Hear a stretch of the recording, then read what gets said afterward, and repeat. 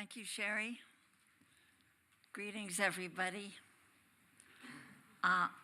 This is the first time I've had a chance to come to a practice day, and I'm thrilled about it, and I'm sorry I wasn't able to be here this morning to hear discussion and more of what I could learn about contemplative education, but I had a chance to meet with the faculty committee on the Macy Center, and that was a treat. What a group. So I've been here for several days already, having taught in the environmental master's program over the weekend, and I'm moved again by the quality of this place. Deeply moved. So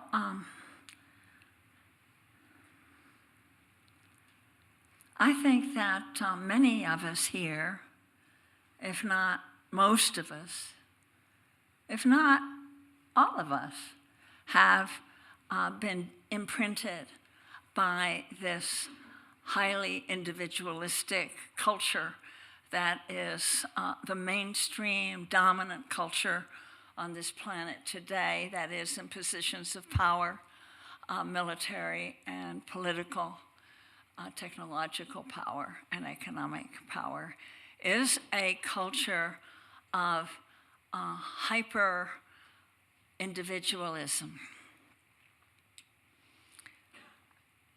where central to that is a notion, and it's some beautiful things about it, of how significant and how sacred even that's been, how is that individual life and personal choice. And but we're seeing now in the world that this focus on what comes along with that, which is highly competitive, and the importance put on being able to realize your own dreams and fend off the ambitions or contradictions of others, and to be able to hone your own individual piece of turf, whether it's social or psychological or economic. And many of us are recognizing around the world today that this hyper-individualism has become malignant, and that if we want to survive on a planet that is finite and delicately interwoven in terms of relationships, we have got to break free of that prison cell of the separate self. So I would like to talk about this from the point of view of myself first, my own story. And that's what happens, when you get real old, you like to tell your own stories. And, yeah, especially I've got a lot of people listening to me. Yeah. So I actually want to read a couple of passages from a book. It's my memoir, and I could just sit here and tell the story, but it'd take much longer. And it's my encounter with a spiritual tradition where the basic premise about the self is not its autonomy and its self-mastery and its individualism so much as its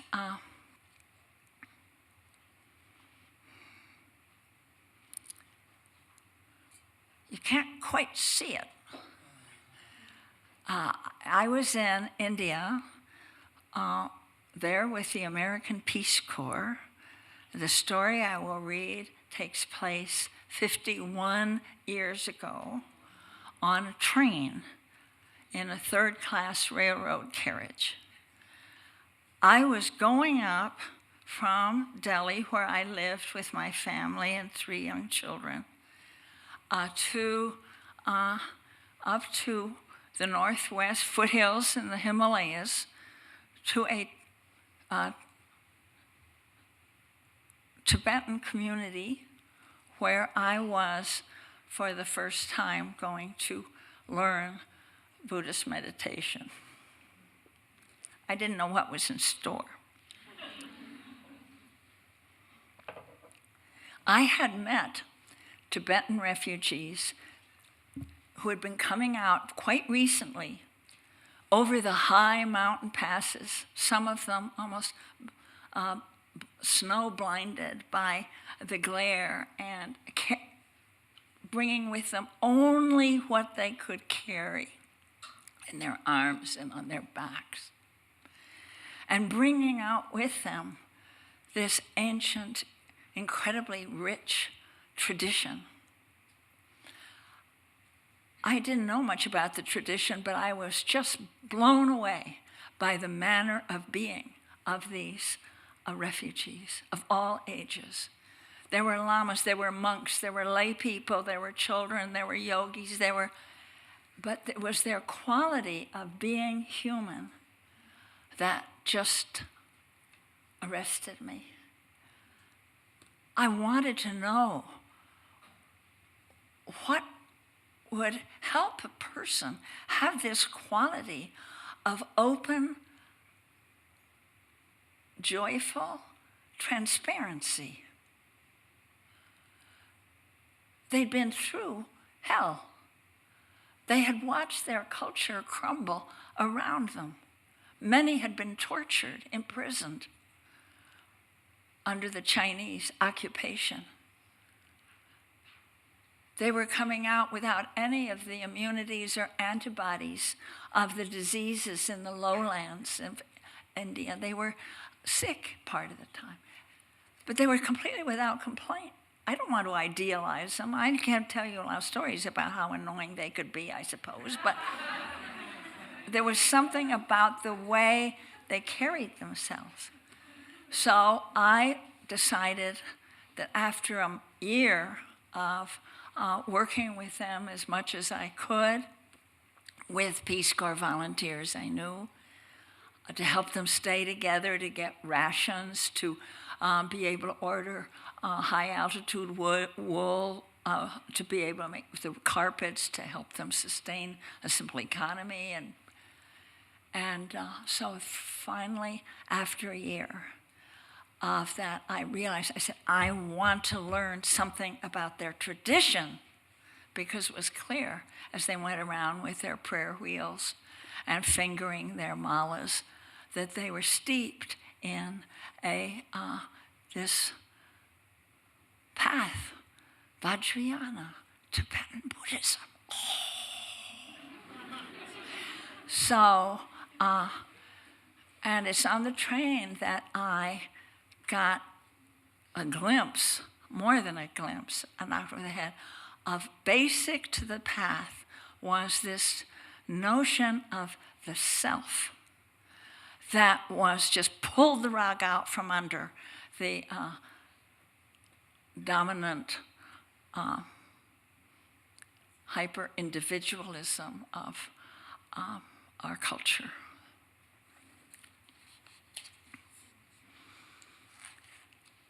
In May, I journeyed back to Dalhousie to meet Mummy. Mummy is a Tibetan nun, British-born, a noble woman with quite a touch of the Raj, even in her when she was in her robes, and she was something.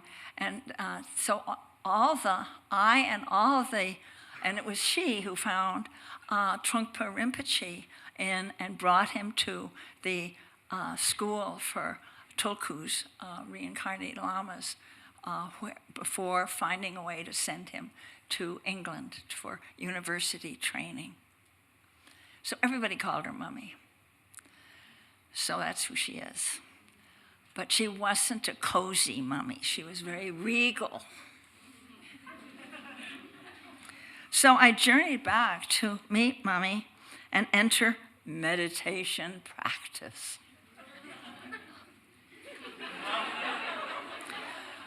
The departure seemed to cinch. Menus had been written, carpools and after-school activities arranged for the kids, promises secured from Fran, my husband, to come home, straight home after work. Now it was just a question of getting me, my backpack, bedroll, and water jug onto the Pathankot Express before its 10 p.m. departure from the old Delhi station. The place was a madhouse. Never had I seen such crowds. Half of North India's population had poured onto that one platform. Why had I been so cocky not to reserve at least a second-class berth? When the doors to the nearest third-class carriage finally opened, the crowd at each door was 10 or 20 bodies deep, each hell-bent on getting aboard. The crush pressed me so tight, I could barely breathe. I feared suffocation, yet the surging push didn't let me escape. My arm with the water jug, caught between coolies as they shoved ahead, seemed to get separated from me. I was sure I'd be dismembered. As I was rammed through the door, I started to panic. Over the shouts and deafening din, I heard someone screaming, realized it was I.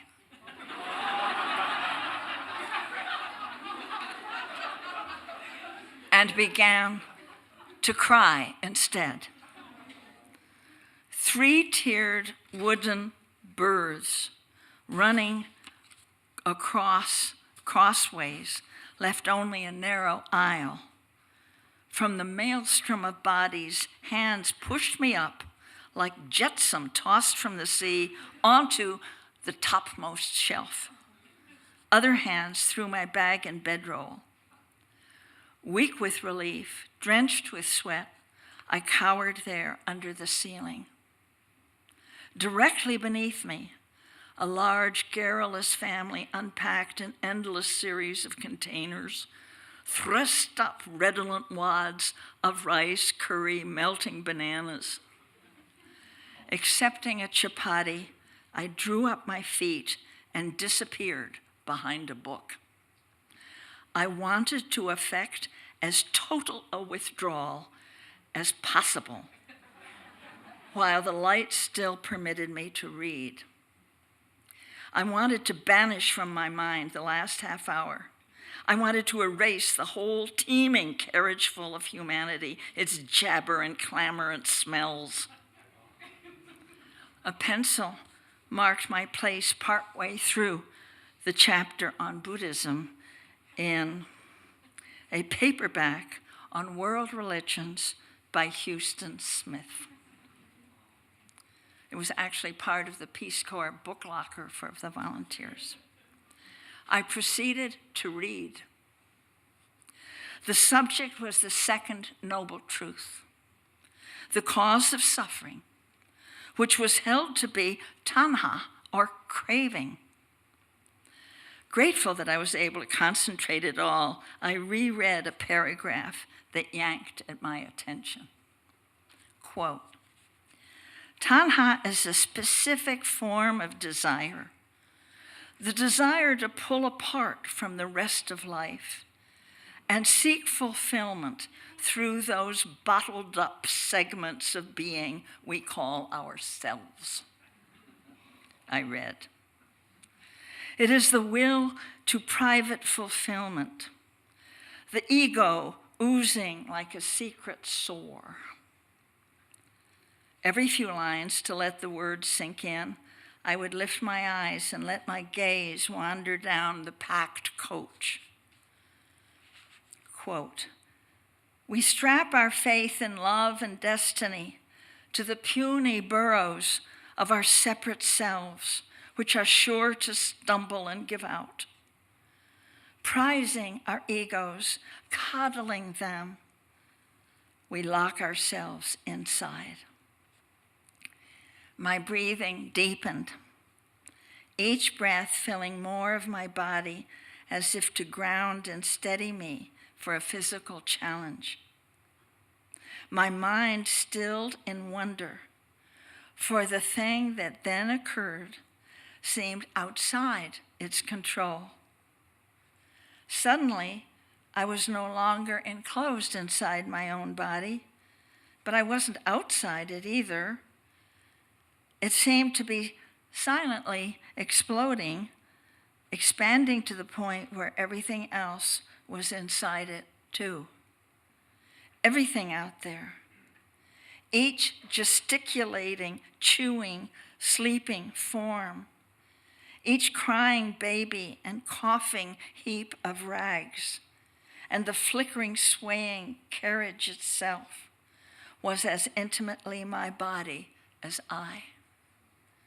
I had turned inside out, like a kernel of popcorn shaken over the fire. My interior was now on the outside, inextricably mixed with the rest of the world, and what I had tried to exclude was now at the core. My mind, when it could think, repeated one thing: released into action. Now we can be released into action.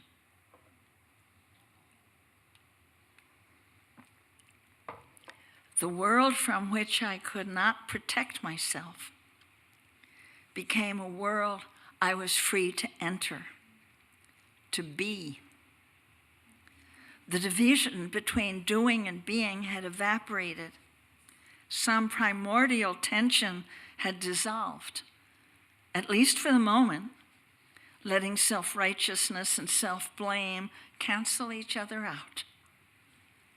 The self was neither to be vaunted nor overcome, neither to be punished nor improved. It needed only to be seen through, like a bubble that would eventually pop. The light switched off, and I stretched out on the wooden shelf as the swaying coach rattled northward to Pathankot. I let the experience hold me till dawn, till it slowly faded as I scrambled off the train and onto the bus, tasting it now again as I hired a porter in Dalhousie and made my way up the mountain to the young lama's home school and mummy. I didn't fret at the fading of this experience because I didn't expect it to last. I was just glad for the glimpse and the awe it left in its wake. That experience, which was so brief, is one of the most, has been with me ever since. That was 51 years ago.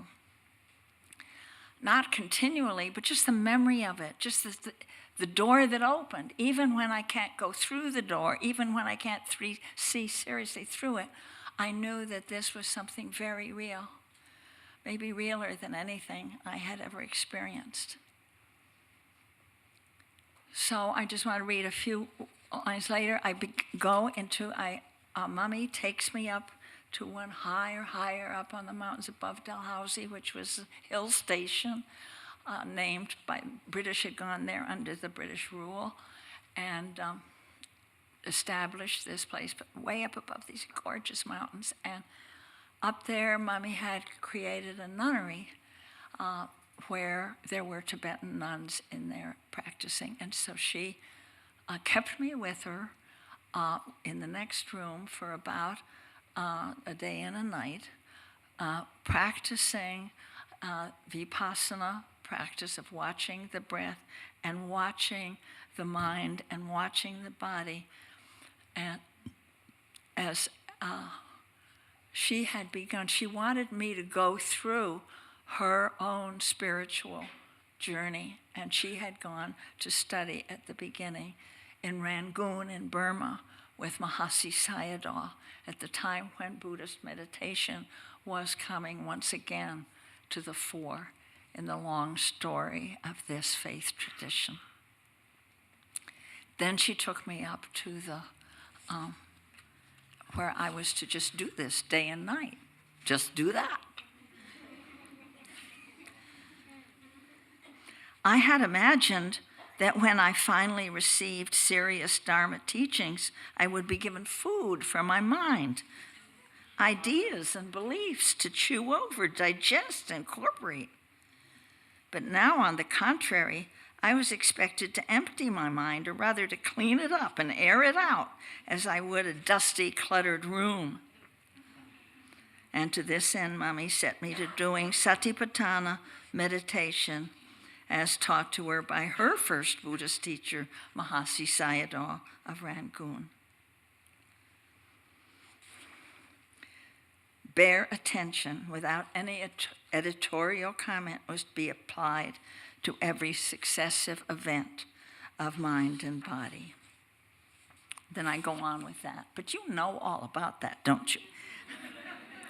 But I want to, since we're talking about our relation to and our understanding with, and whether we can let ourselves, how we let ourselves be defined by what this self is, to what happened when every 2 days Mummy would come up the mountain to call on me.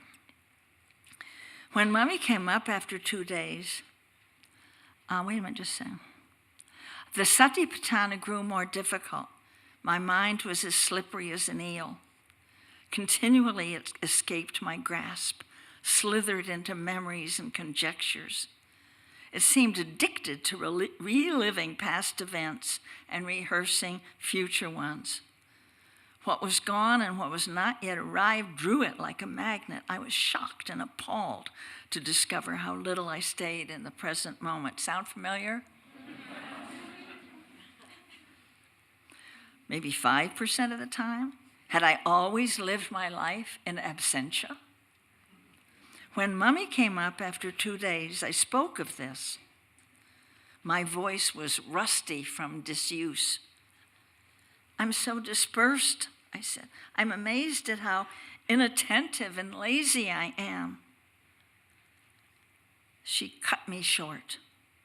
Stop saying I in that way when talking about your experience. She explained that using the first person pronoun to categorize yourself, your experience, works like cement, anchoring past feelings, passing feelings, into a kind of permanence. It was more accurate, she pointed out, to say, judgment is happening. Sloth is occurring. Or fears are arising.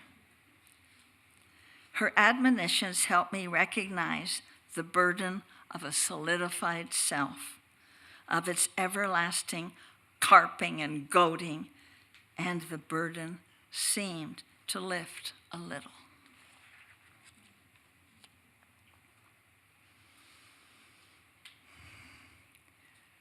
So I pondered as I think about it how every faith tradition and the major religions at our time they do address this clamoring ego, I, and they give various prescriptions to it.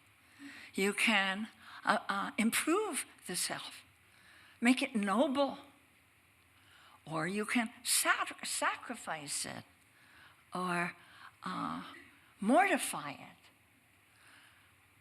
Or you could crucify it. Or you could make it better and better in every way, day by day. And then to have encountered a tradition that told us, no, you don't need to do any of these things. You don't have to work to make the self better or nobler or punish it in any way. Which is there. You just want to see in so many traditions that is that clamoring I that insists on my way and I feel and how do I look and, And here I had encountered a tradition that simply said, You don't need to do anything. Just see through it. It isn't real. I've been so grateful to that and feel that it is, so that realization that we can become, to see ourselves not as a solid thing, but actually as a verb, to be then released into action, was something that could not only bring us a kind of release or liberation, but also be essential to the dismantling of a corporate growth-driven economy, of a consumer society, all of which is built on creating dissatisfaction to get more stuff, isn't it? So I've seen this. How am I doing on time? I'm doing okay. So, and I think of, some of you know that the poets know this, so many poets of all backgrounds. And some of you know that I've derived an enormous happiness from translating the poetry of Rainer Maria Rilke, the great lyric German poet of the 20th century.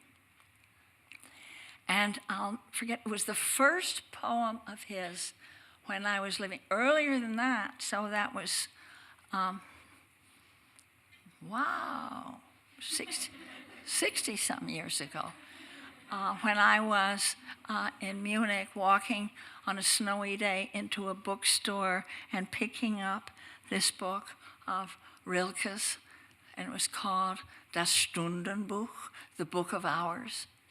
And I opened it up, and what opened was the second, and he called them his prayers. But at any rate, I think those of you who know me have heard me say this.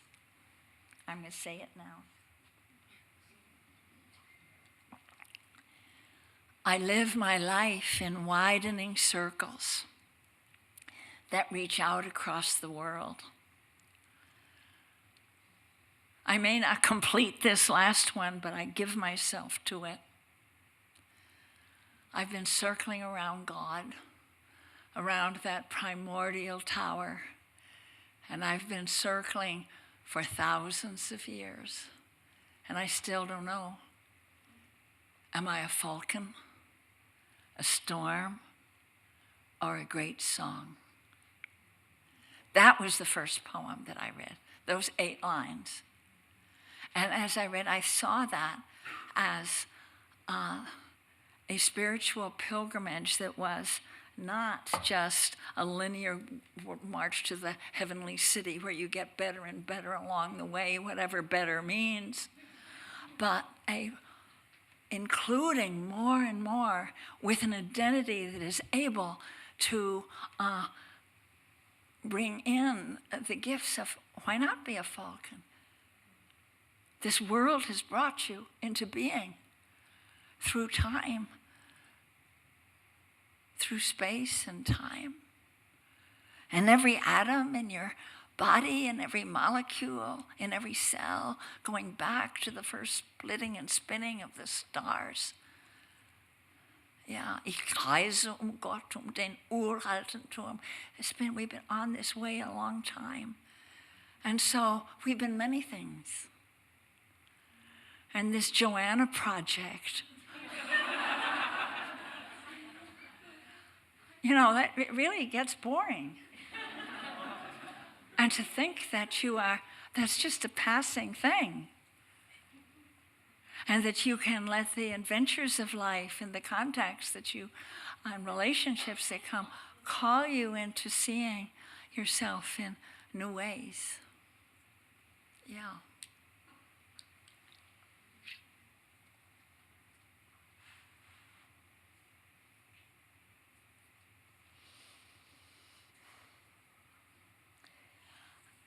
There's this release from the self is not just in Eastern faith traditions.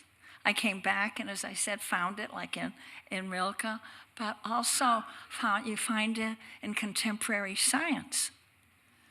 And when I went back to school to do doctoral work in my 40s, it was just almost fresh as soon as I got back from my time in India, but I had to spend years in North Africa and West Africa first, but I'm still trying to keep alive that vipassana, that satipatthana practice. I went in and went back to school, and there encountered so many ways of which it's such an incredible time to be alive right now. There are so many ways that you can find it. You're going to find ways that I didn't, to wake up out of the trance of the separate self, which is basic to the trance of the industrial growth society and late capitalism. And I don't think we'll be able to extract ourselves from the squirrel cage of late stage capitalism if we are still experiencing ourselves the way corporate capitalism wants us to experience, as an insecure little self that needs this and needs that, and that loathes itself and hates itself because it's never enough, because that is the message of the capitalist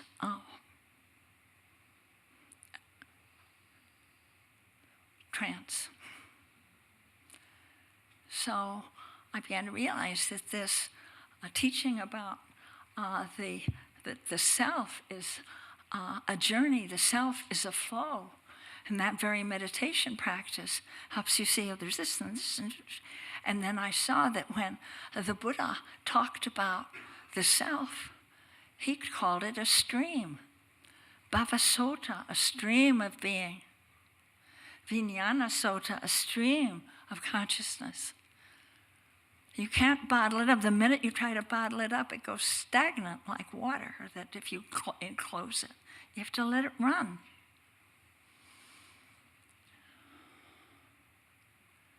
So I found that this was not just a spiritual teaching, but quote spiritual, quote religious, but also coming through the new science. And I thought, oh, I want a quote from this. So it's from another book of mine. But this book that I wrote, my memoir, guess what? I called it Widening Circles. Where did I get that word, name? Where? So when I came, as I said, to Naropa the second time, in 78, I wanted to hang out with Gregory Bateson.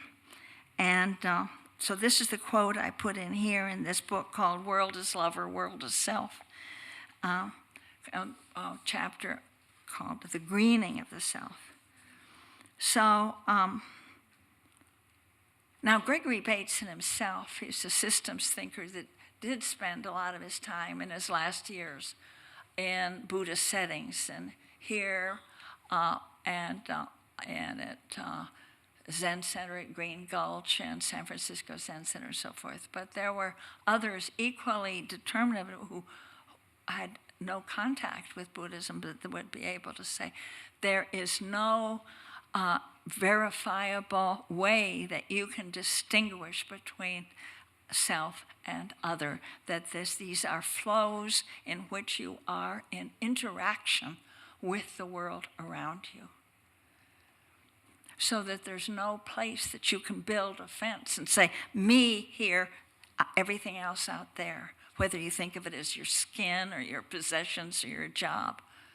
It's all keeps itself alive through these constant interactions and feedback loops. And so here's a quote from Gregory Bateson about the self.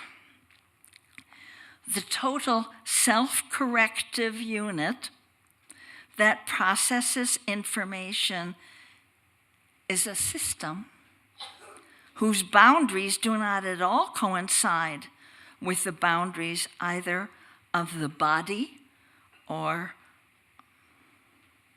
what is popularly called self or even consciousness.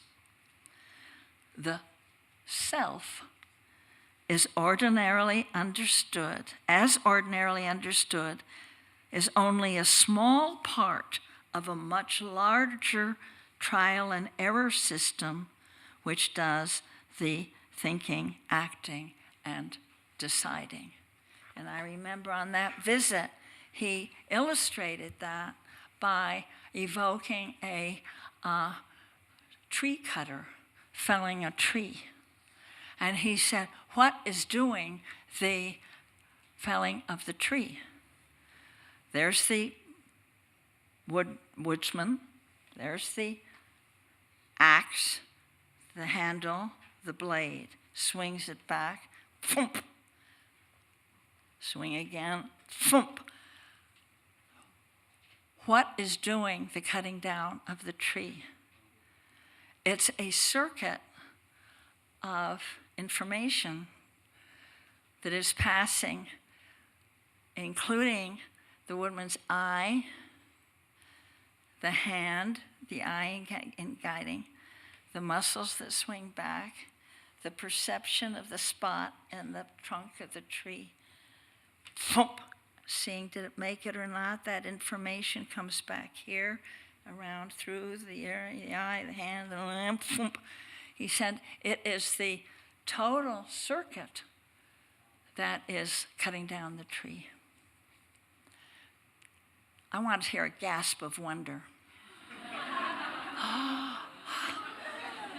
And I thought I was doing it. So now I'm about to, I have till 3:30.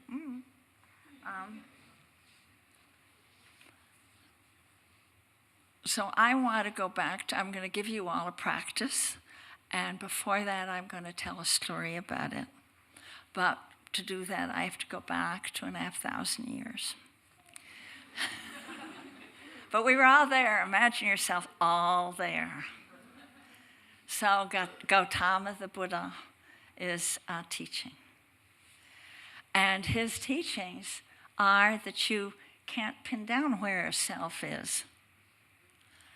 And this no self, anatta, no self doctrine. It fits right along with that other central point of it, which is impermanence, continuous change. Now, these teachings were, and also he took a very dim view of rituals. They were very expensive at the time. They were rather bloody, and particularly those that they were where people was most this ritual that was taken after the death of a wealthy man whose family had enough to pay for it to get the Atman, or the self, it's the permanent self of that male head of the family to heaven.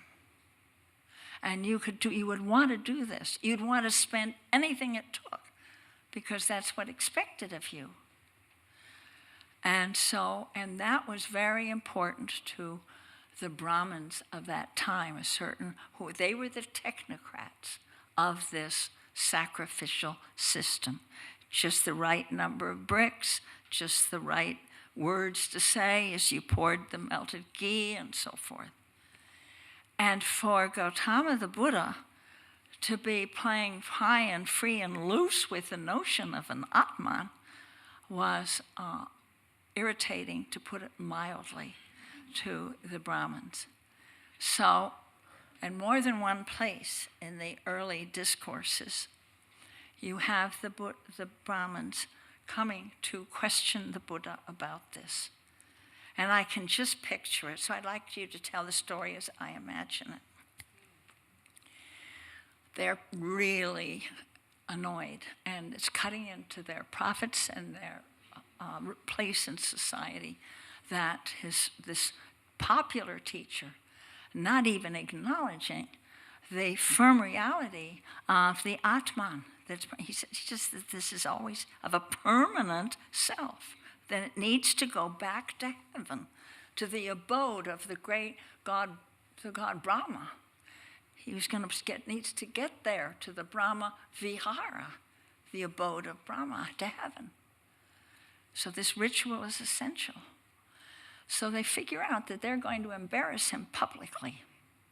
And they're going to go to him and say, which is what they do in the scriptures, "O revered teacher, by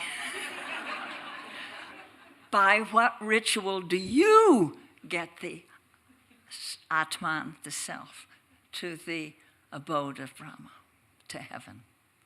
And then he's going to have to say, "Oh, I don't believe in rituals. They're bloody and expensive." Or he's going to say, "I don't believe in a God in heaven," because he wouldn't say there was, And I don't believe the reason that there's a separate permanent self. And that's going to shock the people, and we'll be back, and we're going to embarrass him. So they did that. This is the part you can read. And he's sitting there. He's always talking to a lot of people.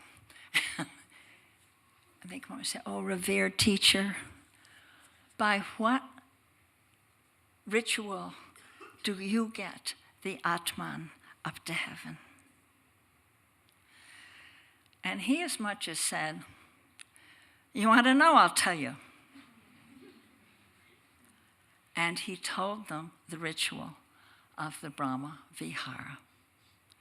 He told them that the practice to get the separate self to heaven you can do right here at any time. And it is the 4 Brahma Viharas. Metta, Karuna, Mudita, Upekkha, loving kindness, compassion, joy in the joy of others, and equanimity. So, I just love that. And so, when I went, I already knew that. Then I went to Sri Lanka for over a year of field work after I got my degree. And I found that there's a whole people's movement in this Buddhist country called Sarvodaya, Waking Up Together, in which they use the Brahma Viharas, or loving kindness, compassion, joy in the joy of others, and equanimity all the time. But they cast it in terms of the activities of working together for the awakening, not only of the spirit, this mind, but of the village, of the country. This is the Gandhian in Buddhist terms. So I saw that, this reawakened for me that story of the what the Buddha called his ritual for getting the self to heaven. And I saw how it was being used almost in every meeting of these, the village workers, the community development workers. They would use it so much they almost made one word of the 4. Metta Karuna Mudita. You can try it. Metta Karuna Mudita Upekkha. So Metta Karuna Mudita. And what they would, and it was just part of their, and they would be putting it in, often in social terms, in terms of action, not in terms of what a loving, kind person you are, or how compassionate you are. Oh, how dear, what a dear, compassionate, separate self. Oh, what an equanimous self. Oh, she is so equanimous. But it's they in this moment were turning it into verbs. It's something you don't be, it's you do it. You are delivered from your separateness into an activity. So, my friends, that's what you're going to get to do. And I would like to, and so I put it into my workshops in the work that We Connects and have for the last 40 years. And I'm going to do it right now. And I sort of want to, I know you're all very comfortably sitting down, but you're going to get up on your hind feet and you're going to move, and I don't know how you're going to do it, but you are, to the aisles and around the front and around the side, and you're going to do that with smooth, quiet alacrity when I ring the bell. And then, but no talking. And then I'm going to lead you as you move in the 4 Brahma Viharas. So that you can experience that that's a ritual that gets you to heaven right away. So I don't have a bell. Oh, yes, I do.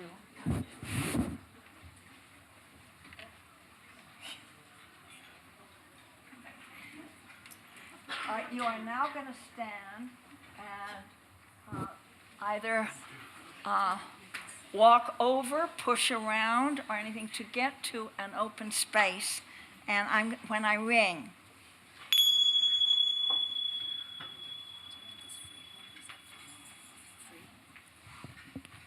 I think I'll just sit here. Is the sound okay? It's good. It's very good. Yeah. Sounds like this if you want. Oh, I didn't see it. Okay, I just put it there. Excellent. Oh, you are so swift. You are like flowing water. Now you are going to start silently to move about, but not move back upstream so that you're not just looking at another person's back of their head, but moving up through the stream so you're also seeing people's faces. Just do it. Oh, thank you. This here, if you want to move around at all, there's no wireless. Okay. Thank you.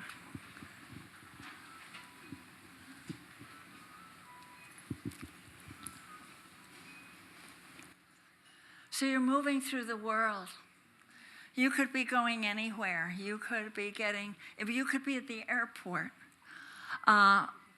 waiting to get on a plane. You could be on the streets heading out to a march for banning nuclear weapons. You could be standing in the checkout line at the supermarket. And now as you do, you're going to see a face and you're going to stand in front of a person and stop, or turn and stop, and you are going to take the right hand of the person before you with your right hand and just stand there and rest into your breathing. And if you don't have someone in front of you, then join someone who does so that you just can behold. I want you to behold someone. It's not riveting eye to eye. It's not a staring contest. It's just taking in the amazing uniqueness of every being. And the person before you is unlike, is different from all the people. This is a unique being. There has never been someone like this being. Exactly like him, nor will there be someone exactly like this. But here's this once and only, now or never person. This mystery standing before you. Kept alive by a body that breathes. A mind that interacts with its world. And as you take in the presence of this being, open to the gifts and powers and potentials that are there in this being. There are gifts and powers in this being of which they themselves are not fully aware. And you cannot be, but you can bring them to mind that they're reaches of intelligence and memory and commitment and creativity and patience and ingenuity. And as you just open to the treasures that are here, of which this person, as I said, themselves may be not fully aware, think of what it would mean for our world at this time if those gifts were accessed and believed in and put out there. And when you think of how wonderful that would be, feel how deeply you really want this person to be free from fear, and how genuinely you really desire that this person be liberated from greed and hatred and delusion and all the causes of suffering. And as you feel that desire, you know what it really is. It is the Mahametta, the great loving kindness. It is excellent for the healing of our world. So you retrieve your hands so that you can bow to this being, either bow with your hands together or bow whatever, and then take your leave of this particular being in any way that feels right. And move on.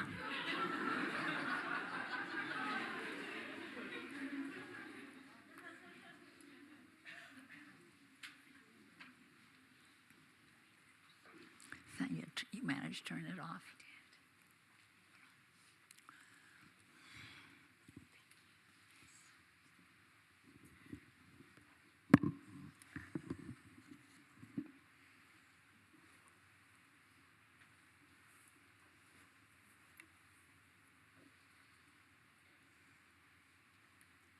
So as I said, you could be walking anywhere. This is practice, because when you do it in daily life, as I discovered in the Sarvodaya moment, you don't stand there long gazing soulfully into somebody's eyes. You can do it in just a split second. Just quick, and you can bring that forward. And then it changes everything. Because in that moment, there's no room for fear. That's why they call it the heavenly abode. You're turning into a verb as you're doing that. So now, find yourself standing in front of another being and take both their hands in yours and rest into your breathing.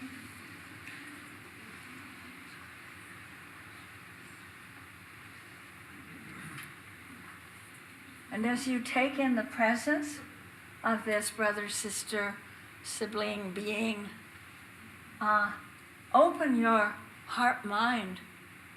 This time not to the powers and gifts. This time you open it to the suffering that is there, the hurts that are there. As in every human life, there is in the life standing before you pain and loss. As in every human life, there is in this being before you disappointment, failure, self-abuse, rejection, loss.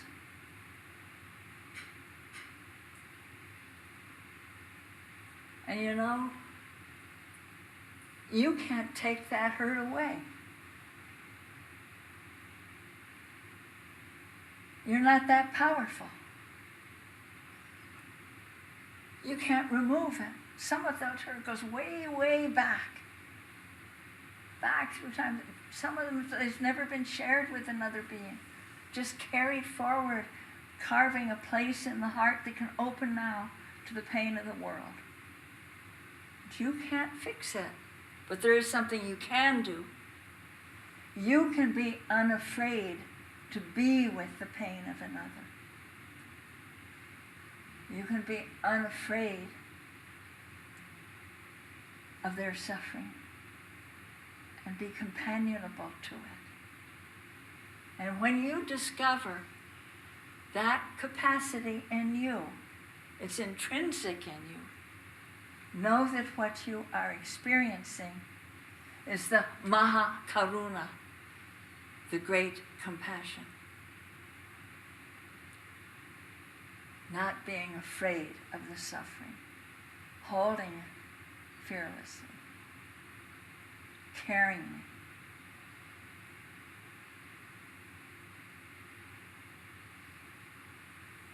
So, standing, experiencing that Maha Karuna, that compassion, you retrieve your hands so that you can bow. And you can bow to the beautiful vulnerability of what being a human entails. This is not a frozen, stiff, shielded, cemented over being. This is a living, vulnerable being. And you bow to that. And you take your leave and move on.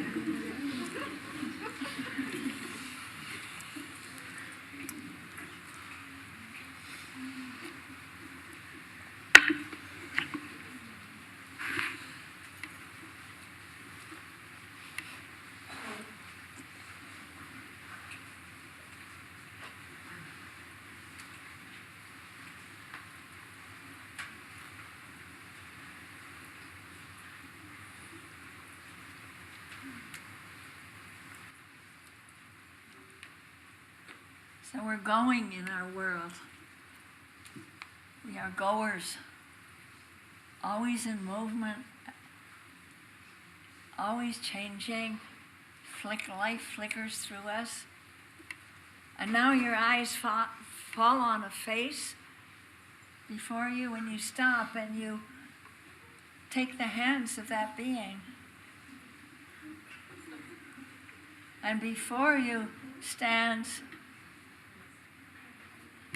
a precious, unrepeatable being, uniquely shaped by so many adventures, so many responsibilities they've taken on, so many acts of courage and involvement, in constant interaction with our world.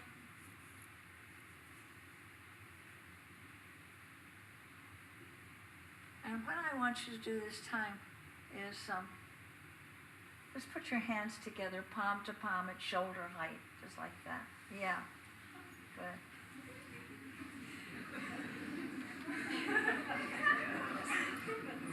And think this, how good it would be to work together. Maybe work together on something important, something that really means a lot to you. Taking risks together, taking risks even to trust each other, helping each other discover your strengths and competencies, letting this person show you your powers and you to show theirs. planning together and plotting. Maybe for something big and important that you both care a lot about. So much needs doing in this time.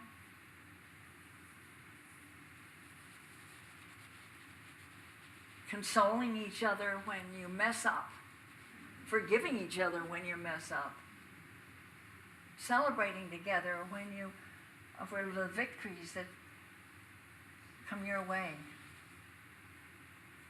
And just being there for the other. When you think of how good that would be, know that what you're opening to is the power in each other's power, the joy in each other's joy, the great synergy, the Maha Mudita is there for you, always waiting. Once you engage with courage and gladness. So again, you bring your own hands together so you can bow to this person and take your leave in whatever way feels good to you.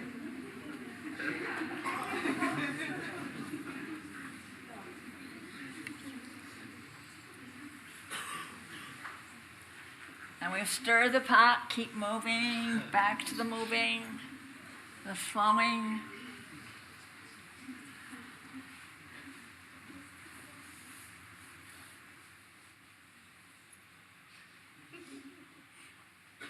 And again, you're learning, I'm just taking a lot of time with each one because it just knocks me out that there is actually, particularly since the last election, that you have, that there are places where you can actually think, oh, loving kindness, what a concept.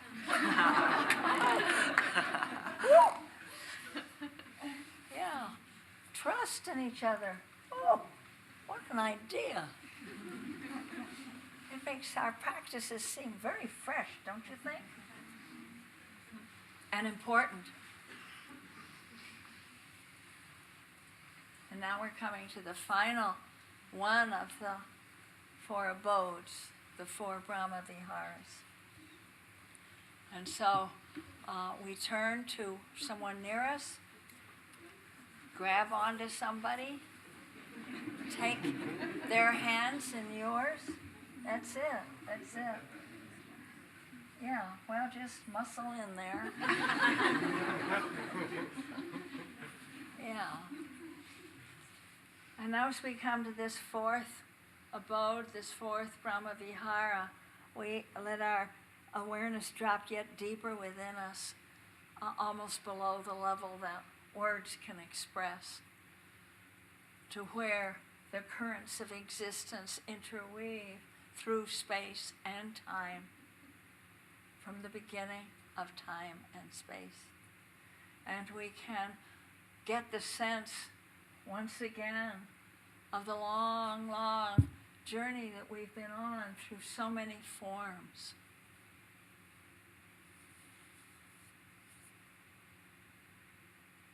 And that the face we see before us could have been encountered before, looking a little different shape, different color, but that has been like us on this long journey on our home planet, evolving through time. And you can see this face before you, imagining that in another time, another place, this face was that of your lover or your enemy, your parent or your child. And once again, you meet, almost as if by appointment. And you know that through time and space we are as interwoven as nerve cells in the mind of a great being. and that out of that web we cannot fall, that there is no stupidity on our part, no failure, no cowardice that could ever cut us off from that web of awareness and existence, because that web, you see, is what you are. So you know once again that you can return to it again and again, and let it be. Release you into activity for the sake of life.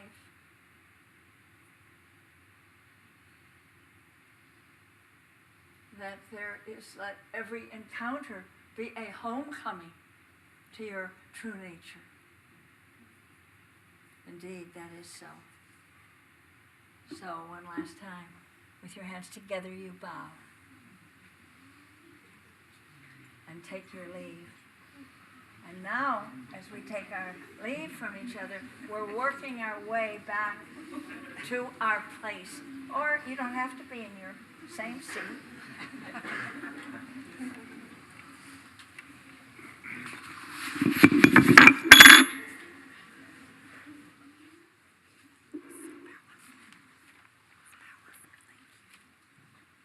you want a little top up on your tea?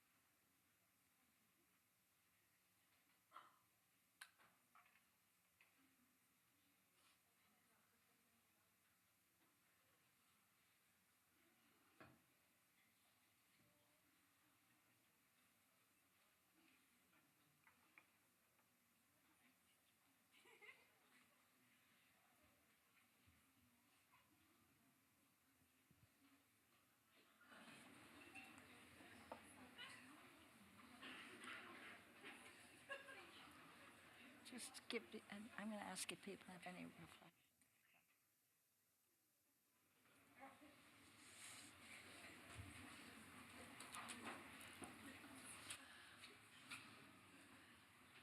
So we're going to take a little moment here before we head toward the closing, but right now, first, see if there are any remarks or reflections or queries that you would like to ask or make, reflections you'd like to make, or questions you'd like, comments.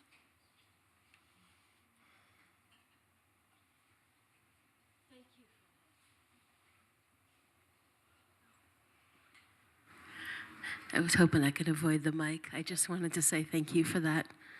I've done it before, but it is unceasingly, progressively beautiful and helpful. So thanks. And did you notice how in that process you can move from being a noun, a self, to being the freedom of being a verb? And that in that moment there is no place for fear. That's so, because this is a scary time. If you're not afraid in this time, you're not conscious, sometimes it seems to be, of what can happen. Are you paying attention? But you can't live in that fear all the time, and you can't make choices in that fear. Could you give us a story or an example of how they use those four? Just talk right into it. Could you give a story or example of how they use those four in Sri Lanka? Oh, yeah. Like socially? Yeah. Well, I'll tell you another story. It was, there was, after I left Sri Lanka, I was actually deported.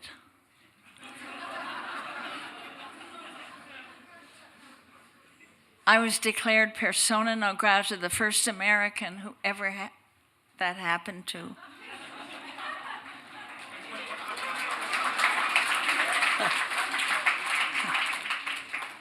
Yeah, because I was accused of fostering. This was before the 30 years of their civil war between the Buddhist Sinhalese and the Tamil Hindus, and through a story that I won't go into, there was I had been connected with people who were working against the caste system and the dowry system in the north, and they needed to get them out of there, and so I was, anyway. But you can read, it's in my book. But what I want to tell you is that there was a meeting in Europe of people interested in community development and work around the world, and that this was, it was on the Sarvodia movement in Holland, because the Netherlands had been a colonial power there in Sri Lanka. There was first the Portuguese, then the Dutch, then the British, each one about a century and a half. And so in Holland people had come, delegations of interested sort of community development around the planet, and they were looking at the example of Sarvodia, because this was the biggest non-governmental organization working at grassroots organizing at that time in the world.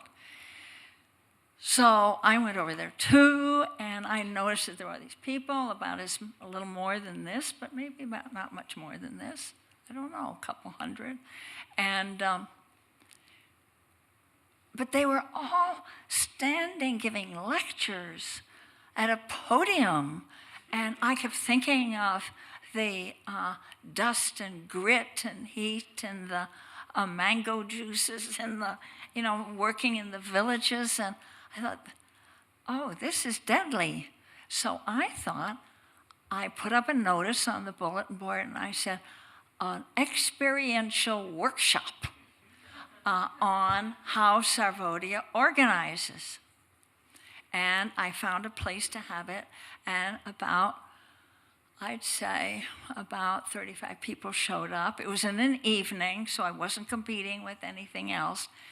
And I said, now I'm going to play the role of a Sarvodia organizer, and you are the village. So I had it kind of all planned out, how they could imagine themselves being a Sri Lankan village and going through the methods of the Sarvodia, the kind of language they used, the kind of interactions they included, the kind of sharing right away from the get-go. But then, just as I was about to start, I thought, they start their meetings with meditation. They start their meetings with the Metta Karuna Mudita Upekkha. But they do it in their heads.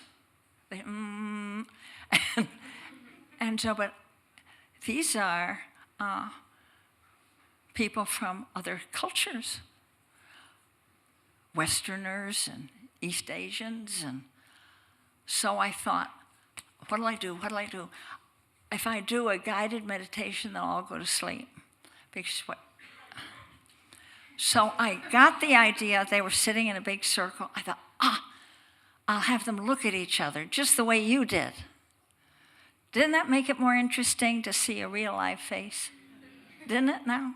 It makes it real. Oh, feeling loving kindness, and I'm looking. I'm looking at the back of my eyelids. So I thought, okay, I'll give them the Brahma Viharas. And so I said, now you turn and look at each other, and you look at each other. And I went around. Well, I didn't know that two of the people who had come in late, they found themselves sitting together.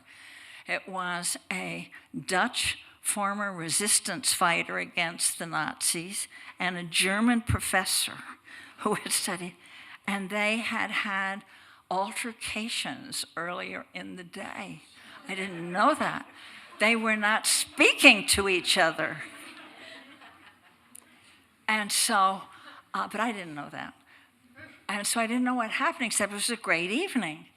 And people really got into their roles. They were people of the village. But the next morning, when I went into the hall, I saw the Dutch farmer and the German professor sitting there together at a table, one arm over the other shoulder, talking away. And Pete, the Dutch farmer, saw me, and he jumped up and came over, and he said, I've got to tell you what happened last night. And he said, Professor, we weren't talking, you didn't know that. And he said, so that when we started, we just started, and I did and now you think of the strengths in the other, and I went into the part of the loving kindness, treasuring the capacities of the other, and they were just, and they were like two boys at a staring contest. They were going to be, God damn, I'm not going to be the first to look away. And then he said, that lasted until the second. And the second one, what was the second one?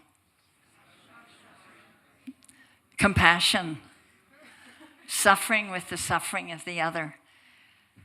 And at that point, he said, it was like in his eyes, I saw a brick wall, and the brick wall crumbled. And we just locked gaze. And that was it. And they were so creative together in the work of the rest of the evening.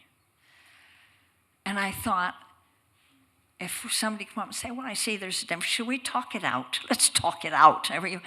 Should we have a little conflict mediation here? It wouldn't have, but it just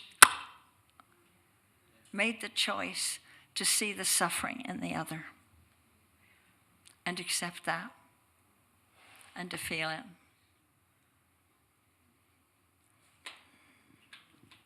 Thank you so much.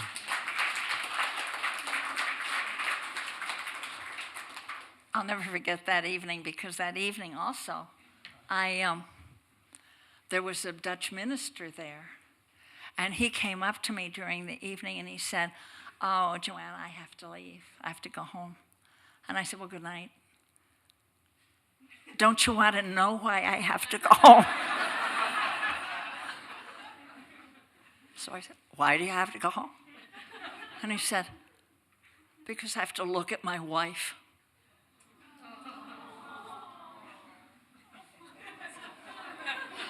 Oh, I just got an endorphin release.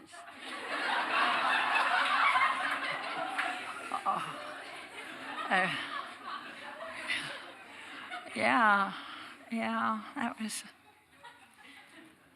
So are there any other comments you want to make? Or?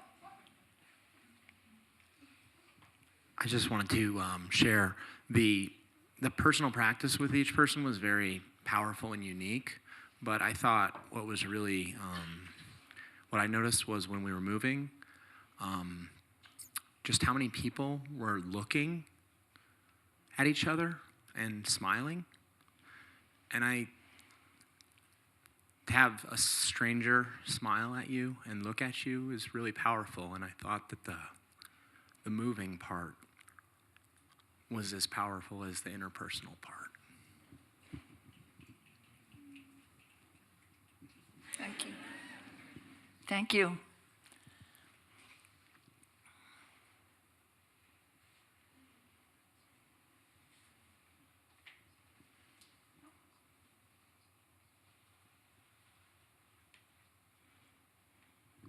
Okay, so this is a little bit embarrassing, but please could you repeat what the four were? Because I confess I'm really hard of hearing, and so I heard the first one really well because I was in front of you, and the rest of them not at all. But it's also, and it's also, so this is sort of a staple of Buddhist practice, the four Brahma Viharas. They're also called the four immeasurables, because they just are infinite in a way. So the first is loving kindness. metta in the Pali, or Maitri in the Sanskrit. The second is compassion, karuna. And compassion really sort of boils down to not being afraid of the suffering of yourself or of the world. Mudita, which is if you feel compassion, that's grief with the grief of others. So the next one, that third one, mudita, is just the flip side. If you can feel grief with the grief of others, then you can feel joy with the joy of others. And that to me is just knocks me out, because the dominant economic system, the dominant culture, breeds envy.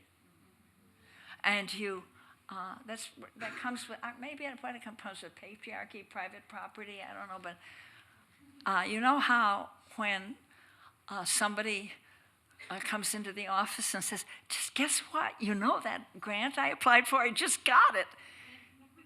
And there's a little moment. And then you say, oh, I'm so glad for you. But,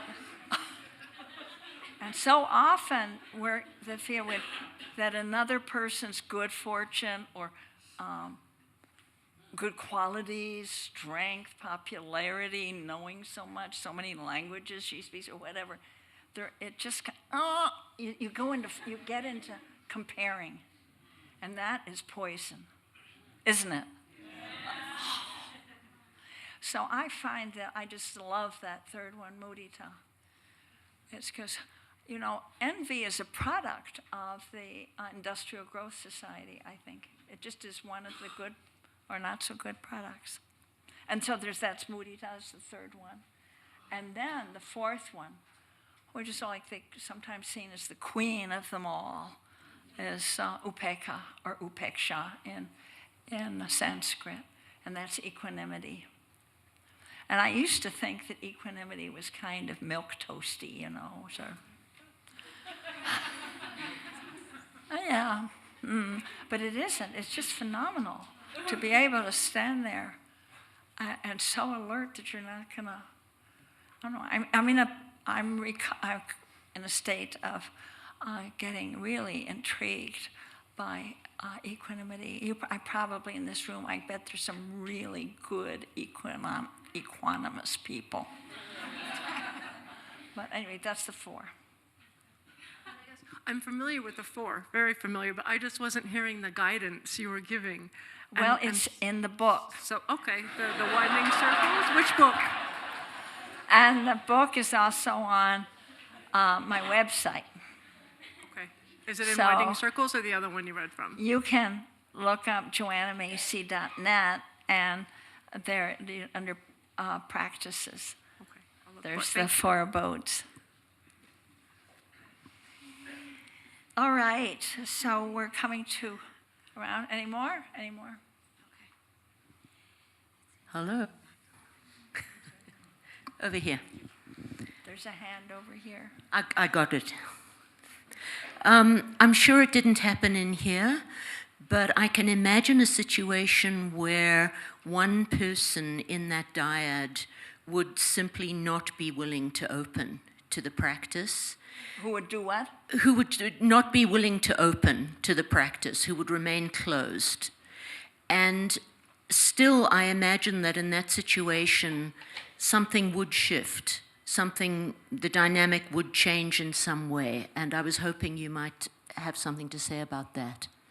Oh, I'm so glad you raised that, because in my experience and in my life, it is not, the point of it is to free yourself and not change the other person. So you don't want to use that instrumentally. Oh, I'll just try a little loving kindness on that person. They asked for it, I'll give them.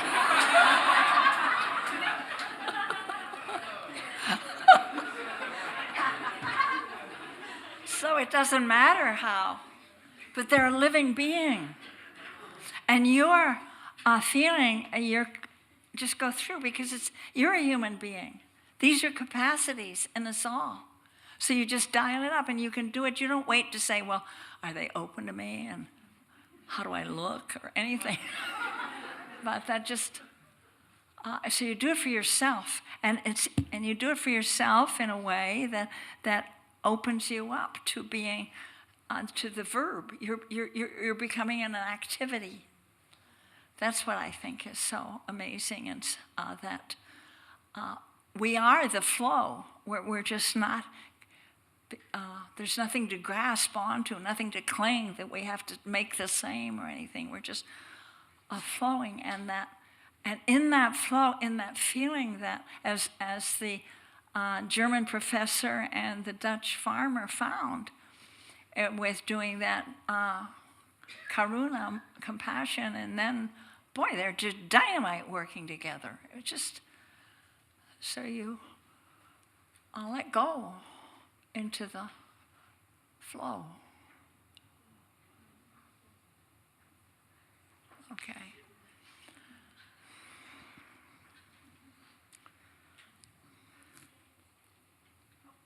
Here's a hand. So I'm not sure if this is going to come out as a question at the end or just a comment or wondering, but I'll just go. I feel really sad. I have been meditating since I was 19, and I'm 37, so almost 20 years of practice, and I've had the luck to have really good teachers and teachings and the drive to actually practice. And I still find how much I'm focused on me. And I have the view, and I have the practice, and the genuine desire to be the flow and connect and live with loving kindness and compassion. And I see all the ways that I don't do that. And so I'm feeling sad about when I look at the world, because I have all of the benefits, and I still am so, I'm going to just say, trapped in relating to the world from what I need, and so I feel okay. And so I don't want to say it in the way of, well, how do we fix the world, but just something about how I'm holding when I look out on the whole sea of humanity, when I have all of this and it's still so hard, and to come from this other place, how do you hold that? Or what do you think? With self-compassion. My dear, we are in a society that has, from the time that we come to a born, is conditioning us to look out for number one, to schooling us in self-consciousness, subjecting us to the opinions of others. It's a cruel thing. A culture and an economy, a consumer economy that is making us very conscious of, do I have this? I just saw that there's this new down at the store. I should maybe get that. Or, and this starts so young, and we're graded. We're taught to compare ourselves to others. We are an experiment, a painful experiment of what it does to human beings to be subjected to so much conditioning that they are separate, that they are alone. You are the master of your fate, the captain of your soul. This is coming at us. And this is really part of the drive, what drives corporate capitalism. They've got to make you buy. They've got to make you feel inadequate. And so it warps us. It's a wonderful that we didn't even know how to walk straight. So I think in this time, we turn this on ourselves. We have to dare to love ourselves. We have to dare to stop comparing. And the very fact that you have the courage to say what you said, to see what you saw, and to say it, shows such strength and honesty. Praise be.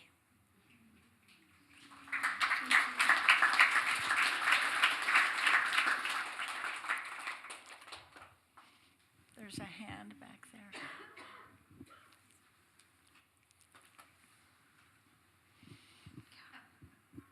Thank you. Hello, Joanna. You can call me Swanee if you want. So I have been thinking all day, despite all this meditation and reining our thoughts back in, about my grandmother, who will be 89 in June. So she's 88, double infinity, as I like to think of it.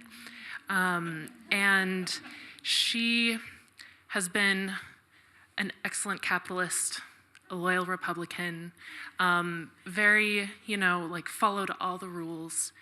And I think I've thought of her so much because, in the earlier half of the day, talking about the capacity for mental happiness and physical happiness, and in her old age, feeling very rooted in her body. And I feel like part of my karma and my relationship with my grandmother is like helping bring this work that reconnects to her and helping her reconnect with her sense of joy and life because she feels so trapped and etc.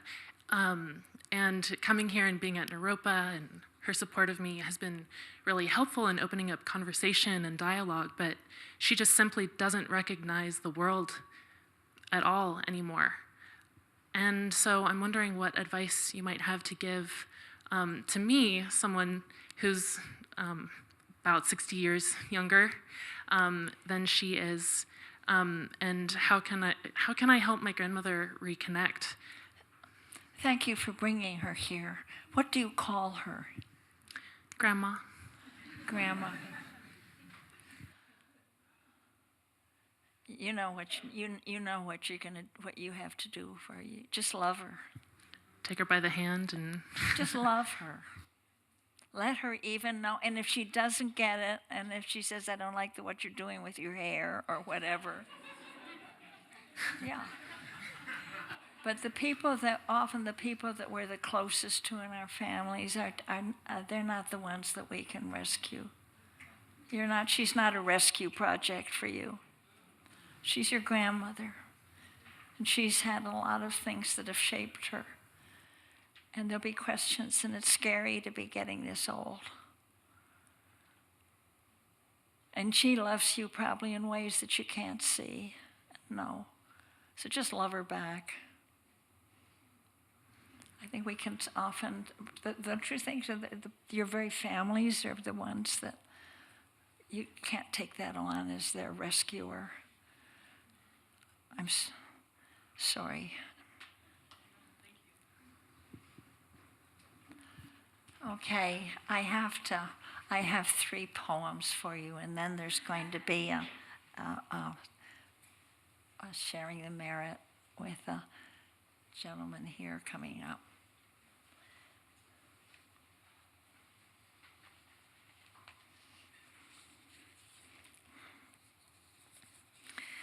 This is a poem that I think refers to, built on the teachings of St. Francis. And it's not even a poem. But it's just, because the divine could not image itself forth in any one being, it created the great diversity of things, so that what was lacking in one would be supplied by the others, and the whole universe together would participate in and manifest the divine more than any one single being. That exquisite mutuality. So there are things that you're not great in. Maybe you're really good in one thing but not another. You're not, I love the suggestion there that you're not going to measure yourself for in terms of perfection, but in terms of how you are willing to give and receive from others, so that together we make something so beautiful. So that's the first. The second is a poem that I'm sure is familiar to many of you by D.H. Lawrence. When we get out of the glass bottle of our ego, and when we escape like squirrels turning in the cage of our personality, and get into the forest again, we will shiver with cold and fright. But things will happen to us so that we don't know ourselves. Cool, unlying life will rush in, and passion will make our bodies taut with power, and we shall stamp our feet with new power, and old things will fall down, and we shall laugh, and institutions will curl up like burnt paper.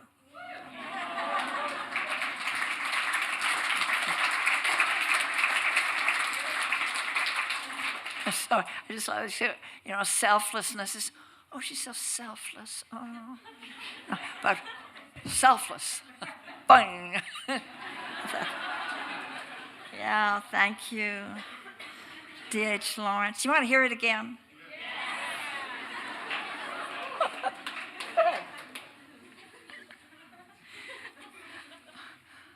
Okay. When we get out of the glass bottle of our ego, and when we escape like squirrels turning in the cage of our personality and get into the forest again, we will shiver with cold and fright. But things will happen to us so that we don't know ourselves. Cool, unlying life will rush in, and passion will make our bodies taut with power, and we shall stomp our feet with new power, and old things will fall down. We shall laugh, and institutions will curl up like burnt paper.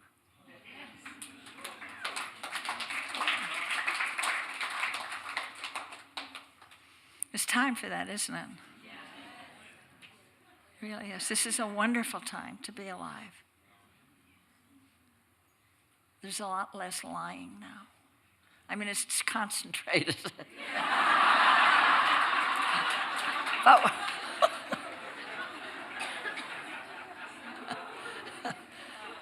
But we're seeing things. Our eyes are open. Are they? Aren't they? And the last one is a prayer from the Laguna Pueblo.